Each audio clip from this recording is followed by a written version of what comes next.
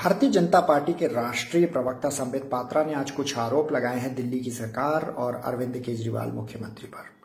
उन्होंने पहला आरोप ये लगाया है कि दिल्ली की सरकार अनाप शनाप खर्च कर रही है एडवर्टाइजमेंट पर, इश्तेहार पर। उन्होंने बताया कि पिछले 7 सालों में 804 करोड़ रुपए खर्च किए हैं दिल्ली की सरकार ने एडवर्टाइजमेंट पर। और ये देखिए, ये अरविंद केजरीवाल जी के एडवर्टाइजमेंट का मैं पूरा का पूरा कच्चा चिट्ठा लेके आया हूं।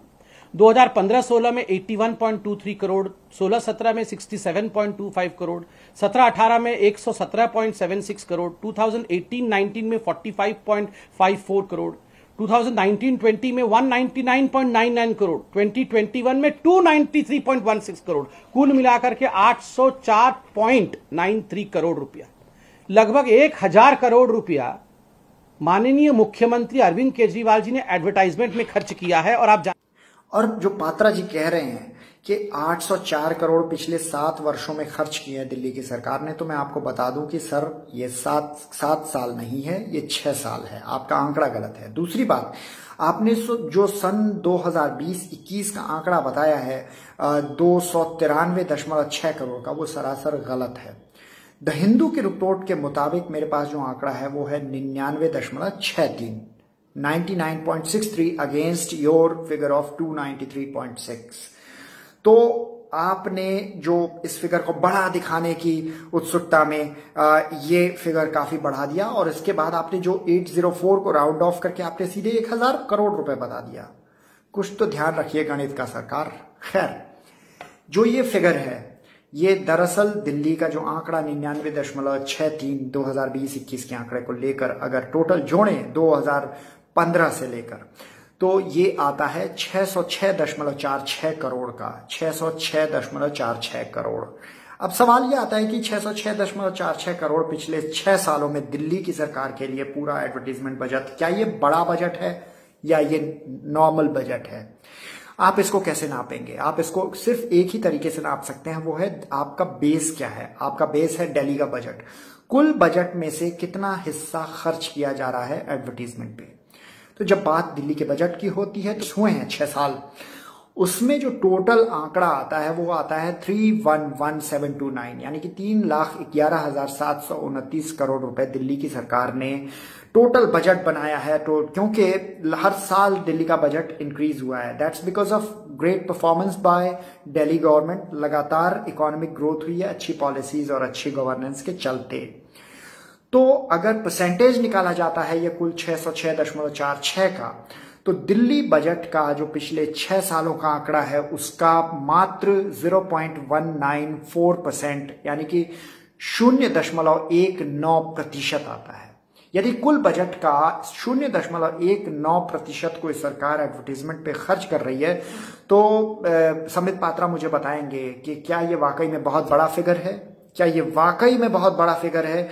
और खास तौर पर जब इसे हम कंपेयर करें कोई उत्तर प्रदेश की सरकार या महाराष्ट्र की सरकार या हिमाचल प्रदेश की सरकार या कोई भी अन्य सरकार से।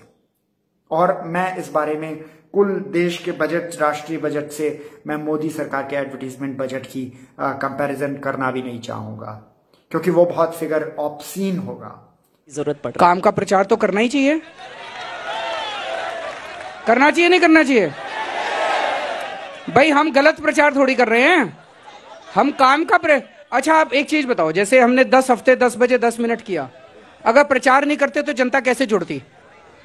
घर घर में मैं खुद कई गलियों में गया, होर्डिंग लगाए, टीवी में ऐड दिया, अखबारों में, तभी तो जनता को पता चलेगा भाई ऐसा कोई काम चल रहा है।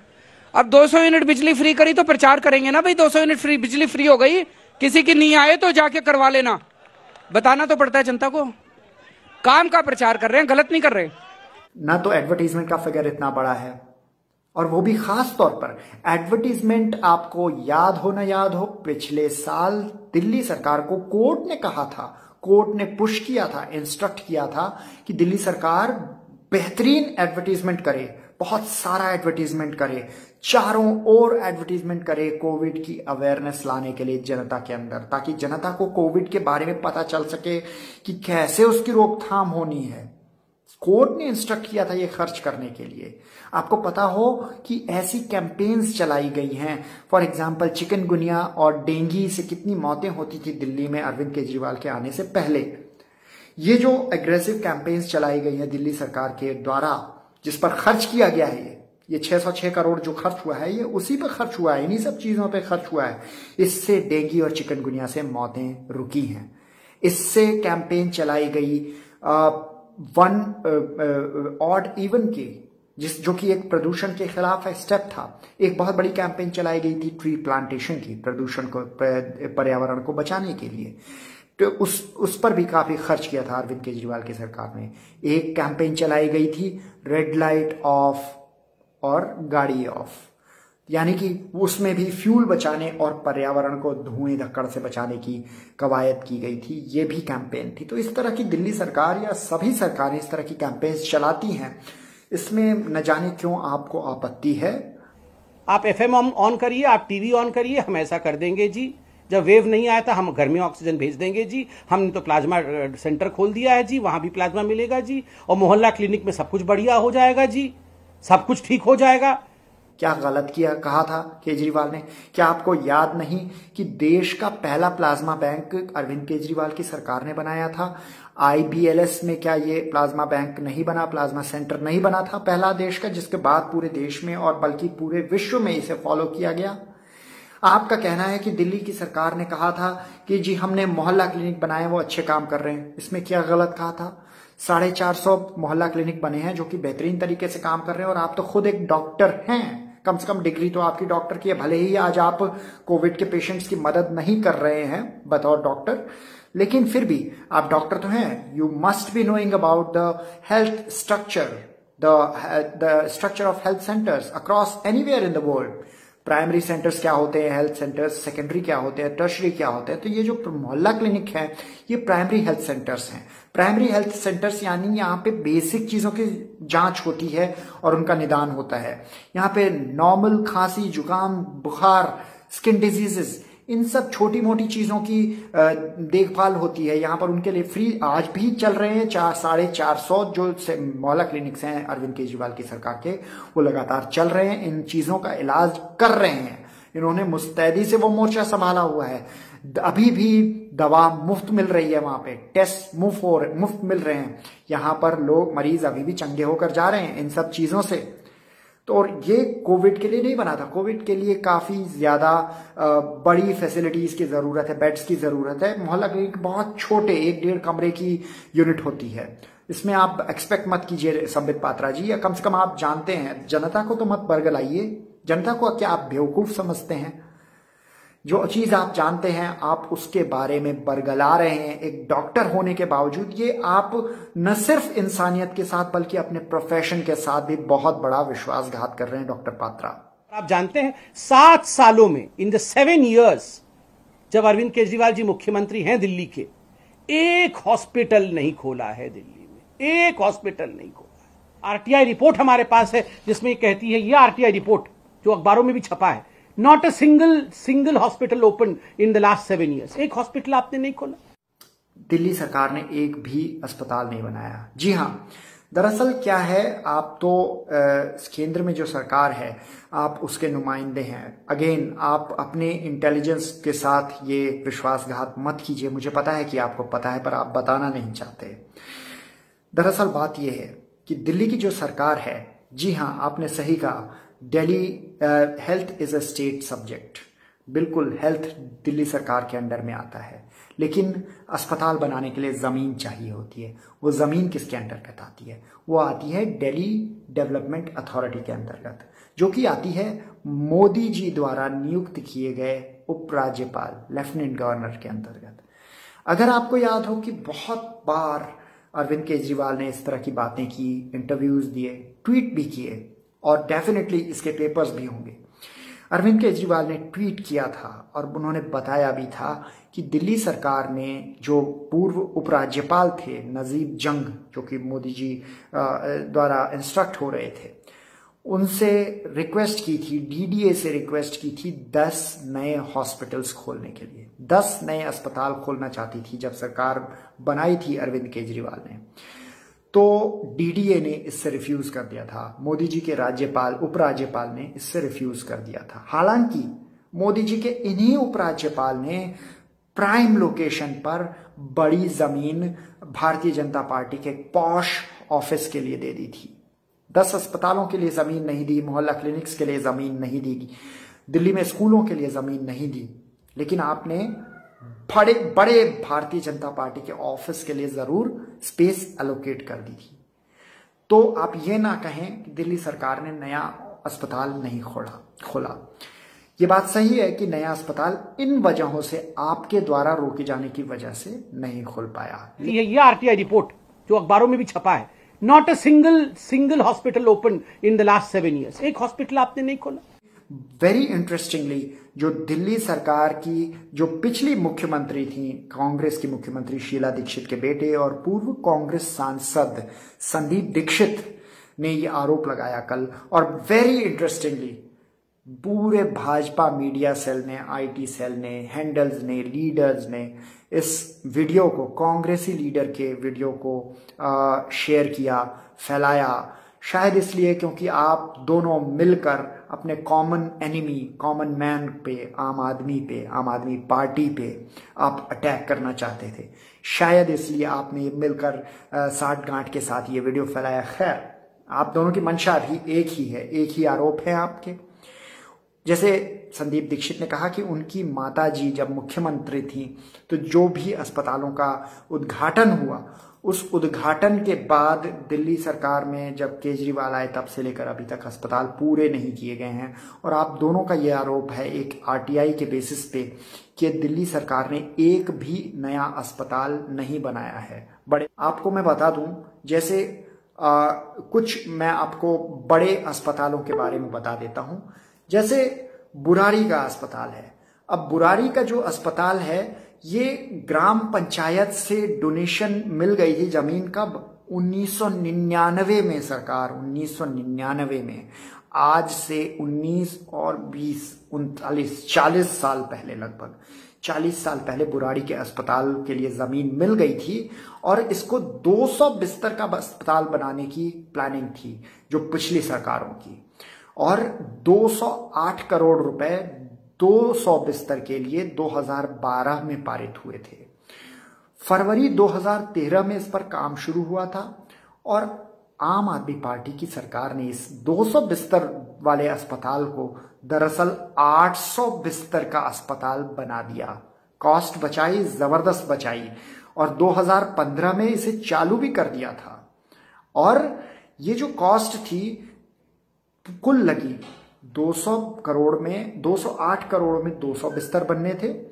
आम आदमी पार्टी की सरकार ने 800 बिस्तर का अस्पताल बना दिया मात्र 250 करोड़ रुपए में। ये इनॉग्रेट हो गया 24 जुलाई 2020 में। इसी तरह से द्वारका का जो Indira Gandhi super speciality hospital है, ये लगभग कंप्लीट हो चुका है। ये 30 जून 2021 को रेडी हो जाएगा। इसमें 250 कोविड बिस्तर होंगे और ये जल्द ही इसे 500 बेड का कर दिया जाएगा। इसका जो काम है वो 2013-14 में शुरू हुआ था 700 बिस्तर के लिए, और इसकी जो कॉस्ट निर्धारित की गई थी 350 करोड़ रुपए, यानी 350 करोड़ रुपए में 700 बिस्तर। लेकिन आपकी जो गवर्नमेंट आई, आम आदमी पार्टी की गवर्नमेंट, इसने इसको रिवाइज करके कितना कर दिया? जी हां, 700 बिस्तर का अस्पताल आप सोचिए कर दिया 1725 बिस्तर का। 1025 बिस्तर बढ़ा दिए उसमें। और इसका जो कुल खर्च है, कुल खर्च 350 करोड़ से मात्र 850 करोड़ हुआ। 850 करोड़ रुपए में पूरे 1725 बिस्तर का अस्पताल तैयार किया, जिसमें से अभी ऑलरेडी 1241 बेड्स वो फर्स्ट फेज में तैयार हो चुके और 484 जो बेड्स हैं वो सेकेंड फेज में स्टार्ट हो जाएंगे। तो ये अब जून में स्टार्ट होने वाला है। ठीक है। इसी प्रकार से अगर हम बात करेंगे सिरसापुर अस्पताल की, तो इसका जो लैंड अक्वायर किया गया था ये सन 1984 में, बहुत से लोग तो पैदा भी नहीं हुए होंगे इस वक्त जो राजनीति कर रहे हैं उनमें से। सन 1984 में इसकी जमीन ले ली गई थी। आप समझिए कितनी तेजी से ये पिछली जो सरकारें, अरविंद केजरीवाल की पिछली सरकारें ये काम कर रही थी। इनमें कोई काम नहीं किया गया था। 35 सालों तक किसी सरकार द्वारा कोई काम नहीं किया गया। इसका जो काम शुरू हुआ वो 29 दिसंबर 2019 को ही शुरू हुआ। 2700 बिस्तर का जो प्लानिंग की गई और उसमें से 1164 बिस्तरों के लिए पहला फेज 487 करोड़ रुपए में स्टार्ट किया गया, जिसको 33 महीने लेने थे। लेकिन दिल्ली में जो दंगे हो गए, जो कोविड फैल गया, उस वजह से अल्टीमेटली काम 25 अगस्त 2020 को ही शुरू हो पाया। और जो टेंडर है एक 650 बिस्तर के मादीपुर अस्पताल का, वो भी 5 फरवरी 2020 को 250.53 करोड़ रुपए का वो टेंडर भी कर लिया गया था। Health is a state issue. Health आपके अंडर में आता है। आप बताइए, बतौर मुख्यमंत्री, आप हर दिन टीवी पे आते हैं, प्लीज एक प्रेस कॉन्फ्रेंस करके बताइए कि आपने कितने बेड दिल्ली में ऑर्गेनाइज किया आपने 7 साल के रूल में। लगभग 15 जो अस्पताल हैं उसमें बिस्तरों की कैपेसिटी काफी बढ़ा दी गई, क्योंकि आपने जमीन तो दी नहीं नए अस्पतालों के लिए। तो उस प्रकार से अगर हम टोटल करते हैं तो हम पाते हैं कि कुल 6123 बिस्तर इन 15 अस्पतालों में, जिनके नाम मैं लिए देता हूं, LNJP हॉस्पिटल का नया block, SRHC cancer and maternity block, doctor BR Ambedkar hospital, JPCH hospital, भगवान महावीर हॉस्पिटल, गुरु गोविंद सिंह हॉस्पिटल, LBS जो new mother and child block वहां पे बना है, संजय गांधी मेमोरियल हॉस्पिटल, आचार्य श्री भिक्षु हॉस्पिटल, RTRM हॉस्पिटल, दीपचंद बंधु हॉस्पिटल, अरुणा आसफ अली हॉस्पिटल, श्री दादा देव शिशु मैत्री हॉस्पिटल, लोकनायक हॉस्पिटल, और ये है हेगड़ेवार आरोग्य संस्थान। तो इतने जो अस्पताल हैं, इनकी कैपेसिटी, इनकी बेड कैपेसिटी तकरीबन 6123 बिस्तरों की बढ़ा दी गई है। तो खैर, आप जो ये एडवर्टीजमेंट करते हैं, माफ कीजिएगा, आपसे मेरा तात्पर्य है, बतौर भारतीय जनता पार्टी प्रवक्ता आप ये जो झूठ फैलाते हैं, ये भी तो एक तरह से भारतीय जनता पार्टी का एडवर्टीजमेंट है। आप इस वक्त डायरेक्टर के ओहदे पर हैं ONGC के। ONGC से आप तनख्वाह ले रहे हैं, ONGC के स्टेक बिक रहे हैं, ONGC की हालत पतली होती जा रही है। खैर, जो आपको तनख्वाह मिल रही है वो दरअसल ये प्रोपेगेंडा, झूठा प्रोपेगेंडा फैलाने की मिल रही है। तो ये क्यों ना माना जाए कि आपकी जो तनख्वाह है वो भी दरअसल मोदी सरकार के एडवर्टीजमेंट बजट का हिस्सा है।